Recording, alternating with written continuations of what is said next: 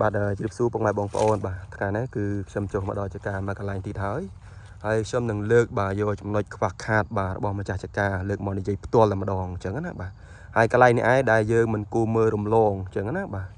នេះគឺជាចំណុចខ្វះខាតដ៏សំខាន់បាទហើយចន្ទីរបស់យើងខ្ទង់3ឆ្នាំ4ឆ្នាំនេះគឺជាវ័យដែលត្រូវប្រមូលផលល្អហើយអញ្ចឹងណាបាទទោះជាវាមិនច្រើនក៏វាអាចឲ្យយើងត្រឹមបាទមួយតោនក្រាស់ទៅ2តោននេះដែរអញ្ចឹងណាបាទក្នុងមហាតាហើយបងមើលហើយខ្ទង់វ័យបាទប៉ុណ្ណេះបាទខ្ទង់3ឆ្នាំជាងបាទចិត្ត4ឆ្នាំបើនិយាយអញ្ចឹងណាបាទហើយទៅជាមិនទាន់មានត្រួយបាទចិត្តចូលខែ10ទៅហើយនៅតែមិនទាន់មានចេញពុកត្រួយមកទៀត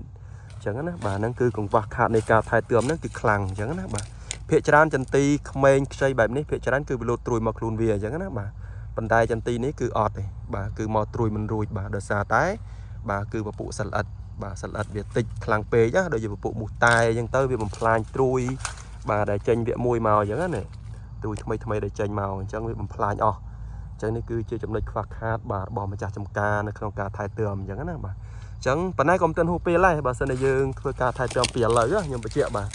បើសិនតែយើងធ្វើការថែទាំពីឥឡូវក៏ហួសពេលទេបាទអញ្ចឹងយើងត្រូវការបាញ់ថ្នាំបាទទាញត្រួយបាទបាញ់ថ្នាំទាញត្រួយមកបាទយើងបាញ់វាមួយជើងហ្នឹងទៅហើយយើងអាចលាយជាមួយនឹងពពុះថ្នាំសិលអិតដើម្បីការពារវាហើយអញ្ចឹងណាបាទយើងបាញ់មួយជើងហ្នឹងទៅហើយអាចចន្លោះបាទពាក់កណ្ដាលខែ10យើងបាញ់មួយជើងទៀតដើម្បីជំនួយត្រួយបន្ថែមអញ្ចឹងណាបាទលឿនទេបងខ្ញុំបញ្ជាក់ណាបាទព្រោះអីចន្ទីវាត្រូវតែចេញត្រួយហើយបាទអញ្ចឹងណាចន្ទីនៅខ្ចីនេះវាប្រុងតែមកហើយអញ្ចឹងយើងឲ្យអាហារវាបន្ថែមបាទដើម្បីរុញមកតែម្ដងអញ្ចឹងណាបាទដើម្បីរុញមកតែម្ដងបាទអញ្ចឹងនៅពេលដែលយើងចាប់ផ្ដើមបាញ់ទាញត្រួយហើយគឺយើងលាយជាមួយនឹងសិលអិតដើម្បីការពារវាអញ្ចឹងណាបាទហើយឲ្យមកត្រួយនឹងទៅឲ្យចេញត្រួយមកល្អបាទអាចចន្លោះខ្ទង់